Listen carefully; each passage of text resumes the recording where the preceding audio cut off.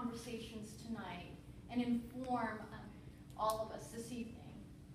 So the first theme that we want to explore through the lens of their eyes and their stories is the role of local Black churches and its organic connection to Norfolk State in advancing the civil rights movement.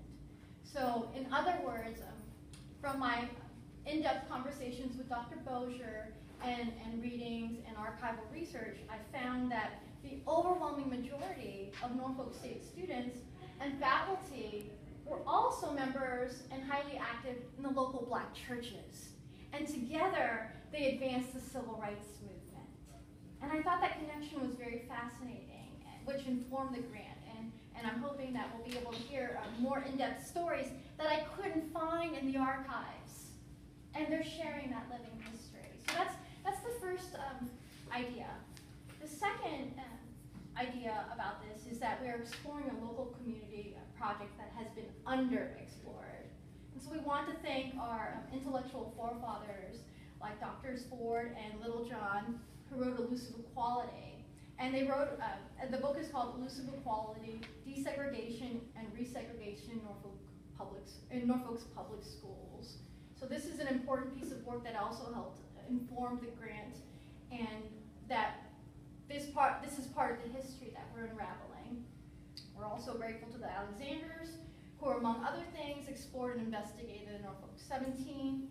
And then I also wanted to emphasize that Dr. Bozier has really played a large role over the years in advancing our knowledge at large of local African American history. And those projects were also funded by the Virginia Foundation for the Humanities.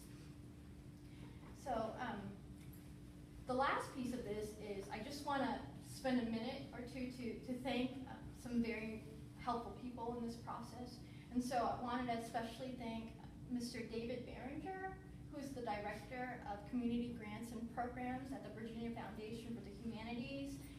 Their organization, and we have many long-standing affiliates, like Dr. Laws, right, for instance, who also served on the board for many years. So we have a long-standing relationship with the VFH. So we want to thank him for taking an interest in this event. And I also want to just say a special thanks again to Dr. Tommy Bozier, to Dr. Khadija Miller, to Annette Montgomery, and Erica Bennett, who've all seen this project from the very onset, had a faith in it, and were willing to invest all the way through.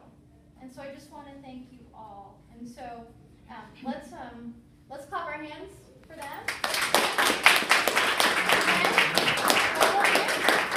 And I will now shift to the brief bios of each of the panelists, and then we'll start off with the conversation. And so